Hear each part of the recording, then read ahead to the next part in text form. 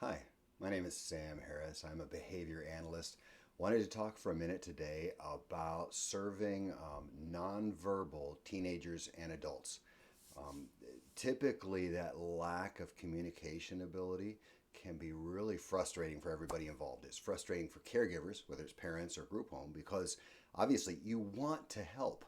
You probably have the ability to solve that problem and make things better for the person. You just don't know what it is they want. And so it's very frustrating when you care about somebody and you're trying to help and you don't know what they need. And I imagine it's very frustrating too for the client. I imagine sometimes what that would be like. Let's say to have a sinus infection and you can't tell people, oh my gosh, my sinuses are just killing me. Could you make it stop? Or to not be able to tell people, hey, I like the macaroni and cheese. It's just really hot when you put it in front of me, and so it burns my mouth. Just those basic things. Not to be able to communicate those things must be difficult. So naturally, that lack of communication ability is going to lead to maladaptive behaviors because the frustration that's felt comes out in ways that are not healthy. And many times, those individuals who are nonverbal, maybe have a few words or none at all, that goes along with an intellectual disability. And so, when you're dealing with somebody who doesn't communicate and also has an intellectual disability, sometimes the question comes up: okay, can they learn it all? Can this be helpful at all? Can behavior analysis, can a behavior plan, can we expect or hope for any change? Well, typically, when I'll do an interview with parents or a group home to try to understand the client better at the very beginning, maybe they'll even say, oh, they can't toilet themselves, they can't feed themselves, things like that. But then somewhere in that interview, they typically say, but let me tell you, they're really smart because they always know where I hide my cell phone, and they always know, when it's time for the other people from the group home to get home off the bus. And I agree, that's right, they are really smart. So we want to use that. We want to use those ways in which their processing and their thinking is strong, and we want to develop that into a plan and take advantage of that so we can help teach them. Um, One of the very first experiments that was done in behavior analysis was back in the 40s, and it was with an individual who he did not speak, never made a sound, didn't move his body intentionally, would just lie there on his side all day, every day, and had done so for many years. No interaction, no intentional movement. And so the assumption by those individuals at the hospital was he could not learn. He had never learned anything, was their statement.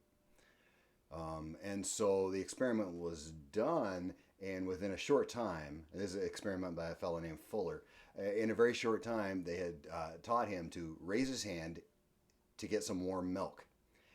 And the speed with which he learned that just amazed everybody. And the point was to show that those individuals that perhaps we think cannot learn, they can.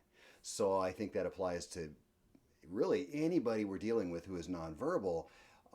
If there are concerns that their ability to learn is either not there at all or it's very restricted, I think we need to expand our expectations of what's possible and those things that we can hope for in their life. They can very likely learn some communication. How much? I don't know.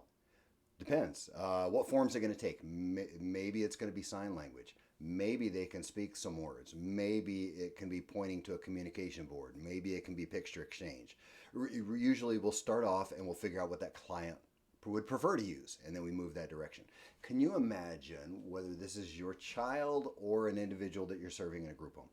If this individual that you work with had 20 words or ideas they could communicate consistently to you, they could come and find you and communicate this idea when they had a need. Wow, their life would be so much easier, right? Even if it was just 20, if that's all we got, that would be a significant improvement in their life.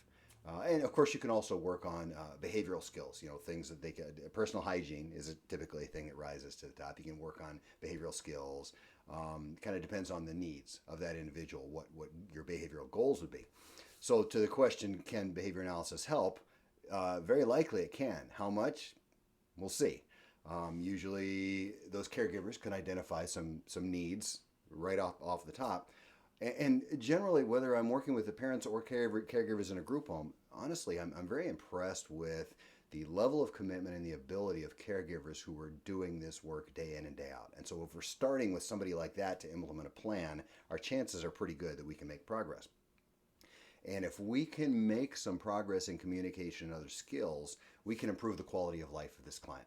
Their life is going to get better, their day is going to go smoother. And also, they are more likely to be able to remain in that least restrictive environment. Sometimes families will say, we want him home, but if we can't get on top of this problem or make progress, he's not going to be able to stay here. Or group homes will say, he's in our home, we like him, we want him here, but if we can't get on top of this, we're going to have some trouble keeping him here and he might have to be moved to another setting.